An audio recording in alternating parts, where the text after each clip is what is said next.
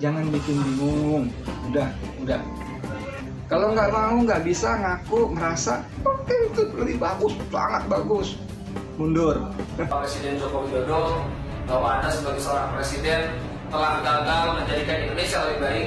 Anda sebagai seorang pemimpin telah gagal menjadikan Indonesia lebih sejahtera. Mendesak DPR dalam hal ini untuk menggunakan hak interpelasi, kemudian hak angketnya, kemudian impeachment kepada Jokowi.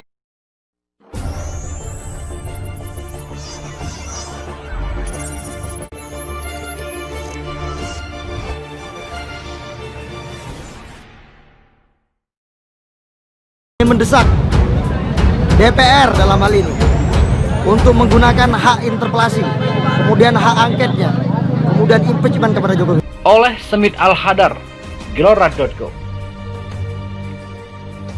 Pada 2 Juni, Bank Dunia memprediksi ekonomi Indonesia tidak akan tumbuh pada tahun ini atau zero growth pada 2020. Bahkan, dalam skenario terburuk ekonomi Indonesia tumbuh minus 3,5%. Ini akan berdampak pada meluasnya pengangguran dan merosotnya daya beli masyarakat. Pada gilirannya akan menciptakan masalah sosial dan politik. Sementara itu, pengamat militer dan pertahanan Joni Rahakundini Bakri mengatakan wabah COVID-19 menjadi ancaman serius bagi Indonesia dari sisi pertahanan dan keamanan. Karena itu, Indonesia harus mempersiapkan diri dalam mengantisipasi berbagai kemungkinan dan potensi merapuhnya pertahanan nasional. Sangat bisa mengancam kalau kita tidak siap. Efek berkepanjangan dapat berdampak masif terhadap ketahanan ekonomi, khususnya pangan dan teknologi. Ia mengingatkan, jika diperlukan Indonesia dapat menerapkan protokol khusus, misalnya mengisolasi wilayah dan menerapkan darurat militer kebencanaan di seluruh wilayah yang penyebaran coronanya sulit ditekan. Semua dilakukan untuk mengantisipasi meluasnya COVID-19. Strategi lain, membangun RS militer, ekstraksi, persakitan ke RS atau fasilitas darurat, isolasi wilayah, termasuk seleksi warga yang keluar masuk, jam malam dan pembatasan mobilisasi, operasi medik dan pengamanan, dan operasi hunting and scout bagi yang kabur, demo atau mengacau. Semua ini disampaikan KONI kepada Kepala Staf Angkatan Darat Jenderal Andika Perkasa.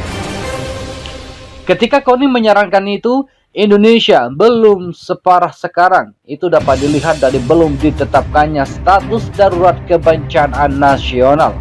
Bagaimanapun, kendati masalah sosial dan ekonomi kian memburuk, gagasan KONI tidak laku. Jangankan darurat militer, darurat sipil pun ditolak masyarakat sipil. Memang, kalau darurat militer ataupun darurat sipil diberlakukan, maka bukan saja ekonomi semakin memburuk, tapi juga demokrasi. Duduk soalnya ada pada kepemimpinan nasional. Kalau saja rezim menanggulangi COVID-19 secara profesional, cepat, konsisten, dan kredibel, sejak awal kita tak akan menghadapi situasi seburuk ini. Memburuknya kondisi sosial dan ekonomi lebih karena keengganan rezim Jokowi untuk menerapkan lockdown, terutama di awal serangan COVID. Jumlah rapid test yang dilakukan rezim juga sangat rendah, bahkan yang terendah di antara negara anggota ASEAN. Dus, kasus positif COVID-19 yang diumumkan rezim setiap hari tidak mencerminkan kenyataan yang sebenarnya. Hal ini disebabkan rezim tak ingin kehilangan kepercayaan komunitas internasional kalau kenyataannya jumlah kasus positif corona di negeri ini sangat tinggi. Ini paradigma berpikir yang keliru. Justru dengan menghadapi kenyataan apa adanya, kepercayaan internasional kepada kita terjaga dan bisa berdampak positif pada ekonomi. Sementara di tengah penularan COVID-19 masih tinggi, Indonesia memberlakukan new normal. Agaknya rezim didikte per modal.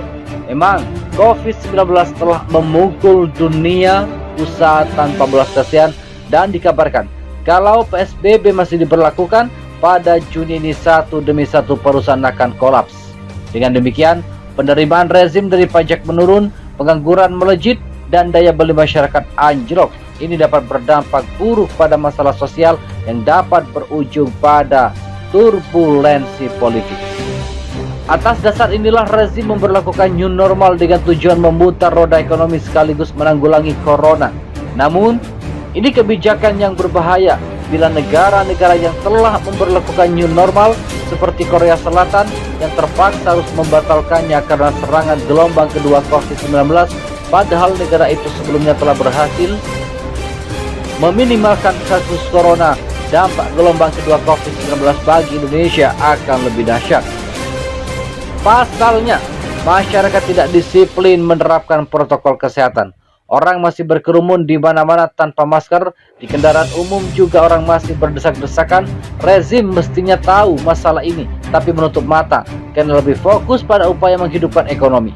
Namun secara paradoks, kenyataan ini justru akan memperpanjang masa penanganan COVID-19 yang menciptakan ekonomi berbiaya tinggi. Sementara itu, publik semakin tidak percaya pada rezim, bahkan dunia usaha pun membungkungi rezim. Mereka menentang PP nomor 25/2020 tentang tabungan perumahan rakyat atau TAPRA. TAPRA ini memungkinkan rezim mendapat dana lumayan untuk mengisi pundi-pundinya yang menipis. Karena potongan gaji 3% oleh rezim atau BUMN atau non-BUMN atau pekerja mandiri, berarti rezim bisa mendapat dana dari ASN sekitar 12 triliun rupiah. Ditambah dana dari peserta BPJS tenaga kerja, berarti dalam setahun rezim mendapatkan sekitar 125 triliun rupiah. Bukan saja dunia usaha yang keberatan karena harus ikut menanggung 0,5% dari 3%, tapi juga tenaga kerja yang sedang diberi ekonomi akibat wabah corona. Kalau dipaksa rezim, dunia usaha akan semakin terpukul dan daya beli masyarakat makin terpuruk. Nampaknya rezim telah kehilangan sumber daya dan gagasan untuk menangani krisis COVID-19. Tak ada harapan Indonesia akan membaik ke depan karena sejak awal rezim ini sudah memperlihatkan inkompetensinya mengurus negara. Dengan kata lain, rezim Jokowi tak dapat diandalkan untuk mengelola negara. Kalau dipaksakan, justru akan membahayakan negeri ini. Memang pandemi COVID-19 melanda dunia, tapi Indonesia termasuk salah satu yang paling parah karena sejak awal rezim bermain-main dengan wabah berbahaya ini. Ketika permainan tak dapat dilanjutkan, rezim mengeluarkan sejumlah belaid yang tidak ada satupun yang efektif. Bahkan ada yang kontroversial dan membahayakan negara. Sebut saja Undang-Undang COVID-19 atau Perpu nomor 1 tahun 2020. Karena itu jalan terhormat dan mendesak adalah Jokowi mengundurkan diri. Selain akan memberi kesempatan kepada mereka yang kompeten untuk menanggulangi krisis, juga mengembalikan kepercayaan rakyat kepada negara. Saat ini, legitimasi rezim Jokowi telah anjlok secara drastis. Padahal, untuk menangani masalah besar yang kita hadapi saat ini diperlukan rezim yang dipercaya rakyat. Tak usah memaksakan diri untuk hal yang sia-sia, kasihan rakyat. Hasil survei indikator kinerja Jokowi buruk, Nasir Jamil. Alarm keras bagi Presiden.